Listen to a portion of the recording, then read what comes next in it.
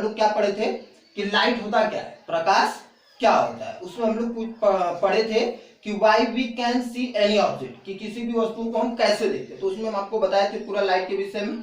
आज हम लोग लाइट के विषय में पढ़ते हैं रिफ्लेक्शन ऑफ लाइट। क्या पढ़ेंगे? Reflection of light. तो लाइट विषय में और थोड़ा सा रिवाइज कर देते हैं हम लोग। लाइट का क्या बताया था आप लोग को? Light is a form of energy. Light is a form of energy, कि प्रकाश एक ऊर्जा का फॉर्म है, एक ऊर्जा का रूप है। जैसे ऊर्जा में हम लोग क्या पढ़ते हैं? सोलर एनर्जी पढ़ते हैं। एनर्जी में क्या क्या पढ़ते हैं? सोलर एनर्जी हो गया, विंड एनर्जी हो गया, वाटर एनर्जी हो गया। इसी तरह लाइट भी एक क्या होती है? एनर्जी का एक रूप होता है। दूसरी पॉइंट लाइट के विषय में क्या है? Lights travel in straight line. जो प्रकाश होता है एक सीधी रेखा में गमन करता है। प्रकाश सीधी रेखा में, कर्व टाइप नहीं गमन करता है, आगे की तरफ नहीं बढ़ता है, एक सीधी रेखा में। इसको प्रूव कैसे करते हैं? अगर हम 3 कार्डबोर्ड ले लें,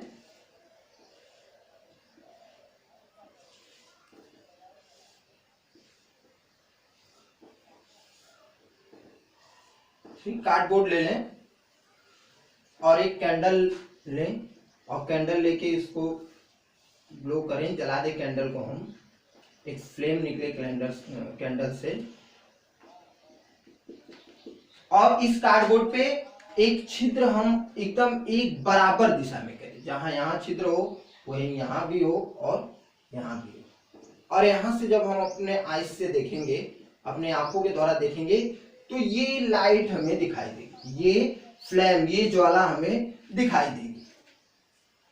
क्या हमने क्या कहा कि light travels in straight line. जो प्रकाश है एक सीधी रेखा में गमन करता है। तो इससे प्रूफ होता है, यहां से हम देखेंगे इन तीनों कार्डबोर्ड को एक ही जो छिद्र है, एक समांतर रेखा में छिद्र होगा।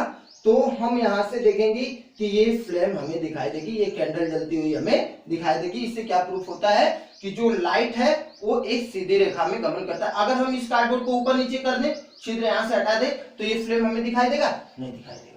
ठीक है, एक एग्जांपल हम और आपको बताते हैं। हम एक कैंडल जला लेते हैं और एक पाइप ले ले, जो पाइप सीधी है, और पाइप के एक एंड से देखेंगे तो दूसरे एंड पे हमें वो ज्योति दिखाई देगी, वो फ्लेम दिखाई देगी। अगर प्लास्टिक का पाइप है, सीधा करके हम देखते हैं और बीच में, तो वो हमें फ्लेम दिखाई देगा। अगर उस प्लास्टिक पाइप को हम बीच से बैंड करके और देखें तो वो हमें दिखाई नहीं देगा, कर्व में दिखाई नहीं देगा। लाइट हमेशा सीधी रेखा में गमन करता है, ये कर्व में हमें नहीं दिखाई देगा। ये लाइट का प्रॉपर्टी है। तीसरा लाइट क्या है? Light can from shadow. परछाई आप सब लोग जानते हो, परछाई। तो लाइट क्या करता है? परछाई बनाता है। जैसे अगर हम ऐसे खड़े हैं, अगर पीछे से कोई लाइट हमारे पास आए तो हमारी परछाई आगे की तरफ बनती है। तो light can from shadow. Light क्या तैयार करता है? शैडो का तैयार करता है। तो ये लाइट के विषय में थोड़ी सी जानकारी हम लोग ले लिए। अब अपने टॉपिक पे आ जाते हैं। टॉपिक क्या है हमारा? Reflection of light. टॉपिक क्या है हमारा? Reflection of light. अपने टॉपिक पे आते हैं।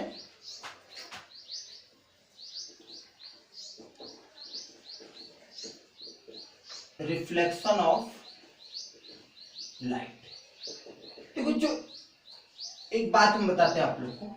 जैसे एक दीवार है, सपोज ये एक वॉल है, सपोज ये एक वॉल है, सपोज ये एक वॉल है। अगर हम यहां से खड़े होके और एक गेंद फेंके, यहां से एक गेंद यहां दीवार पे फेंके तो क्या होगा? जब हम ये गेंद ऐसे दीवार पे फेंकेंगे तो ये गेंद दीवार पे यहां जाने के बाद बाउंस होके नीचे गिरेगी कि नहीं गिरेगी? ये बॉल जब हम यहां से यहां थ्रो करेंगे तो ये दीवार से लगने के बाद नीचे बाउंस होती है।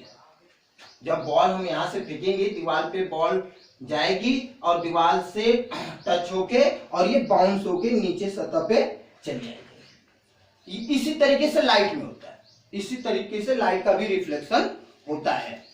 जैसे ये दीवार है, यहां से अगर हम किसी स्रोत से, मान लीजिए बल्ब है, बल्ब ग्लो कर रहा है, तो यहां से रे आएगी, दीवार पे गिरेगी और पुनः रिफ्लेक्ट हो जाएगी। इसी तरह कई रे आएंगी, यहाँ गिरेगी, ये भी यहाँ रिफ्लेक्ट हो जाएगी, ओके ना। तो ये रिफ्लेक्शन ऑफ लाइट होता है। ये क्या होता है? Reflection of light. अच्छा, एक चीज और हम देखते हैं, रिफ्लेक्शन ऑफ लाइट कहाँ ज्यादा होता है और कहाँ कम होता है। देखिए, जितना चिकनी सतह हो, सतह दो प्रकार की होती है, एक स्मूथ सरफेस, अगर सरफेस की बात करें तो एक होता है स्मूथ सरफेस और दूसरा होता है डल या रफ सरफेस। अब देखिए, स्मूथ सरफेस मतलब चिकना, तो जो चीज जितनी चिकनी होगी उस पर रिफ्लेक्शन उतना ही तगड़ा होता है, मतलब रिफ्लेक्शन उतना ही तेज होता है। तो स्मूथ चीजों पे रिफ्लेक्शन तेज होगा और डल और जो रफ सरफेस होगी वहां पे रिफ्लेक्शन कम होगा।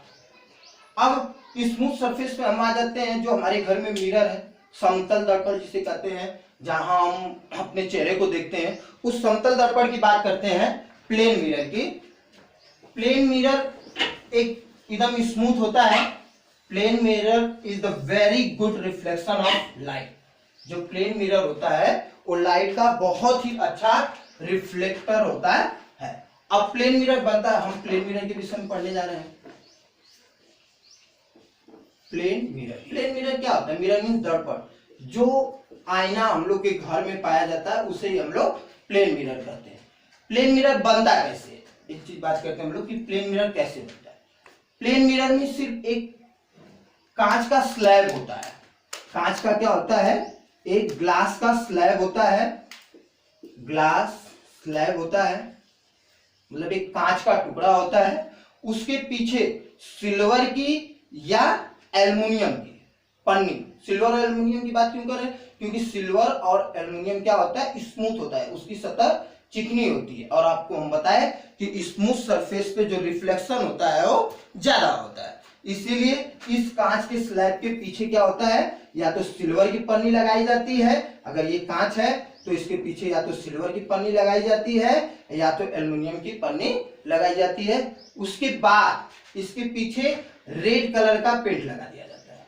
रेड कलर का पेंट लगा दिया जाता है। अब रेड कलर का पेंट क्यों लगा, ये पूछ सकता है एक नंबर में कि जो कांच होते हैं सिल्वर, पहले तो क्वेश्चन पूछ सकता है कि जो कांच होता है उसके पीछे सिल्वर की या एल्युमिनियम की पतली परत क्यों लगाई जाती है, क्यों लगाई जाती, क्यों कोटिंग की जाती है, क्यों सिल्वर। और एक नंबर का क्वेश्चन क्या पूछ रहा है कि समतल दर्पण के पीछे सिल्वर या एल्युमिनियम की कोटिंग क्यों की जाती है। तो हमारा आंसर क्यों होगा, सॉरी क्या होगा आंसर हमारा, कि सिल्वर और एल्युमिनियम लाइट के बहुत ही अच्छे रिफ्लेक्टर होते हैं, जिसके कारण कांच के पीछे सिल्वर या एल्युमिनियम की कोटिंग की जाती है। एक क्वेश्चन ये पूछेगा कि उस कांच के पीछे रेड कलर का पेंट क्यों लगाया जाता है, तो उसमें कोई रीजन नहीं होता बेटा, बस इसलिए उसको लगाया जाता है कि जो सिल्वर की पन्नी है, जो एल्युमिनियम की पन्नी है वो सुरक्षित रहे, उसकी जो कोटिंग है वो सुरक्षित रहे, इसीलिए रेड कलर का पेंट लगाया जाता है। बात समझ में आया? अब देखिए, समतल दर्पण को हम लोग कैसे डिनोट करते हैं। समतल दर्पण को अगर हमें पढ़ना है तो समतल दर्पण को हमेशा अगर हम ऐसा फिगर बनाएं तो आप ये समझ जाओगे कि ये किसका फिगर है, समतल दर्पण का या प्लेन मिरर, या क्या वही समतल दर्पण या प्लेन मिरर का फिगर है। देखिए, प्लेन मिरर का आगे वाला भाग होता है, ये फ्रंट साइड होता है, और ये बैक साइड, जो ऐसे किया गया है ये बैक साइड है और ये वो आगे वाला फ्रंट साइड है। रिफ्लेक्शन कहाँ होता है? रिफ्लेक्शन सदैव फ्रंट वाले साइड पे, यहां से लाइट आएगी तो यहाँ रिफ्लेक्ट होगी, ये लाइट आई और ये रिफ्लेक्ट होगी। बैक साइड में रिफ्लेक्शन नहीं होता है, बैक साइड में रिफ्लेक्शन नहीं होता है। तो समतल दर्पण का हम आपको बता दिए, जो प्लेन मिरर होता है उसको इस प्रकार से हम जहां भी लिखेंगे आप समझोगे वो प्लेन मिरर है। और प्लेन मिरर की फ्रंट साइड पे आगे वाले पे रिफ्लेक्शन ज्यादा होता है और पीछे वाले साइड पे रिफ्लेक्शन नहीं होता है। तो अब हम लोग क्या करेंगे, इस समतल दर्पण को लेके अब हम लोग रिफ्लेक्शन के कुछ टर्म्स है, पहले हम लोग उस टर्म्स के विषय में जानेंगे कि क्या क्या टर्म होते हैं, तब हम लोग आगे लॉ ऑफ रिफ्लेक्शन में आएंगे।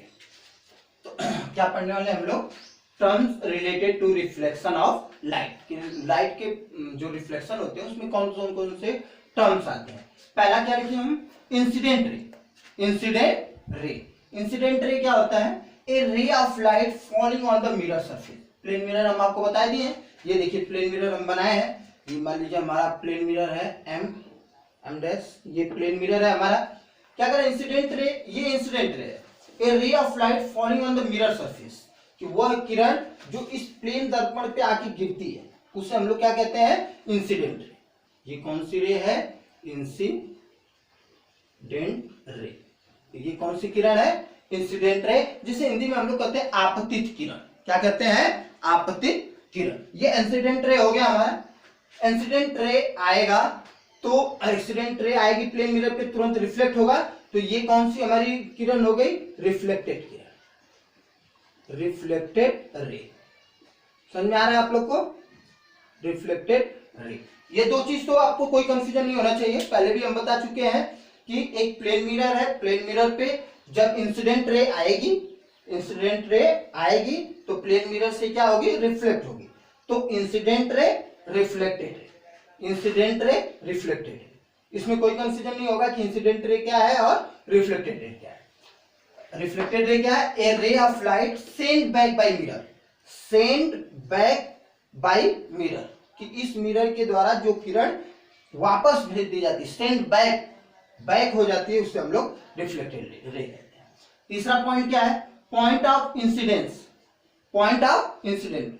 तो कौन सा पॉइंट, ये वाला पॉइंट, पॉइंट ऑफ इंसिडेंट रे, कि वह बिंदु जहां पे ये आपतित किरण इंसिडेंट रे आकर मिलती है, एक पॉइंट ऑन मिरर, कि इस मिरर पे, इस प्लेन मिरर पे, ए पॉइंट ऑन मिरर, इस मिरर पे वह बिंदु वेयर इंसिडेंट रे फॉल, जहां पे ये आपतित किरण आके गिरती है, उसे हम लोग इंसिडेंट रे कहते, सॉरी पॉइंट ऑफ इंसिडेंस कहते हैं। पॉइंट ऑफ इंसिडेंस क्या होता है, कि a point on mirror, a point on mirror where incident ray fall, incident ray आके यहां गिर रही है, तो ये क्या हुआ हमारा, point of incidence.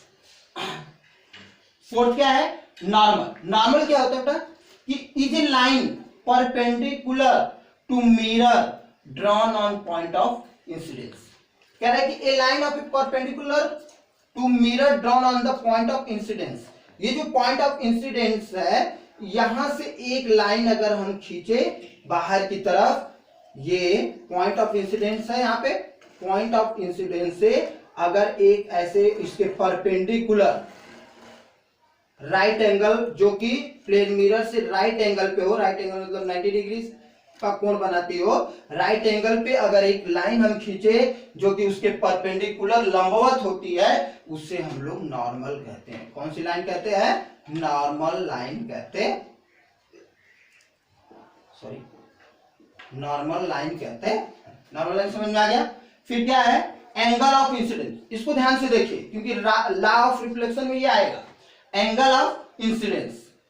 Angle means कोण, इंसिडेंट कोण कौन सा हुआ, एंगल ऑफ इंसिडेंस क्या हुआ, angle between incident ray and normal ray, angle between the incident ray and normal line. Normal line और इंसिडेंट रे के बीच में जो एंगल तैयार होता है, उसे ही हम लोग एंगल ऑफ इंसिडेंट रे कहते हैं। समझ में आया आप लोग को, क्या बताया कि नॉर्मल लाइन और इंसिडेंट रे के बीच जो एंगल तैयार होता है, उनसे हम लोग एंगल ऑफ इंसिडेंस कहते हैं। इसे हम लोग आई से डिनोट करते हैं, स्मॉल आई से। किससे डिनोट करते हैं, स्मॉल आई से। अगर इसे लिखना हुआ तो अगर हम ऐसे लिख दिए तो इसका मतलब क्या हुआ, ये एंगल ऑफ इंसिडेंट रे।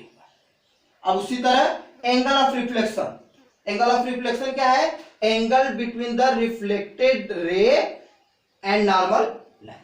नॉर्मल लाइन और रिफ्लेक्टेड रे के बीच में जो एंगल ये बन रहा है, इसे हम लोग एंगल ऑफ रिफ्लेक्शन कहते हैं। इसे किससे डिनोट करते हैं, स्मॉल आर से। ये क्या हो गया आपका, अगर ऐसे लिखा गया तो ये क्या हुआ आपका, एंगल ऑफ रिफ्लेक्शन। ये तो टर्म हुए हमारे, जो terms related to reflection of light से पढ़ना हमको, लॉ ऑफ रिफ्लेक्शन।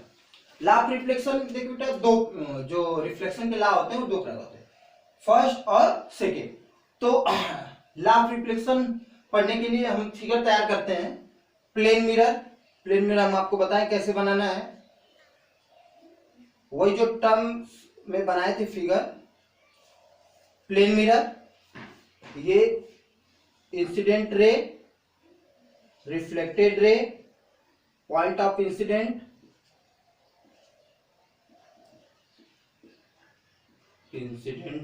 रे, रिफ्लेक्टेड रे, ये पॉइंट ऑफ इंसिडेंट और ये नॉर्मल। ये नॉर्मल हो गया, ये राइट एंगल है, ये एंगल ऑफ इंसिडेंट और ये एंगल ऑफ रिफ्लेक्शन। समझ आ गया ये फिगर आप लोगों को? तो फर्स्ट लॉ क्या होता है, ध्यान दीजिएगा, बहुत ही इजी लॉ है लेकिन बहुत ही इंपॉर्टेंट है। लॉ ऑफ रिफ्लेक्शन हमेशा पूछता है, एक या दो नंबर पूछ देगा। तो क्या होता है, incident ray, reflected ray and normal lie in same plane.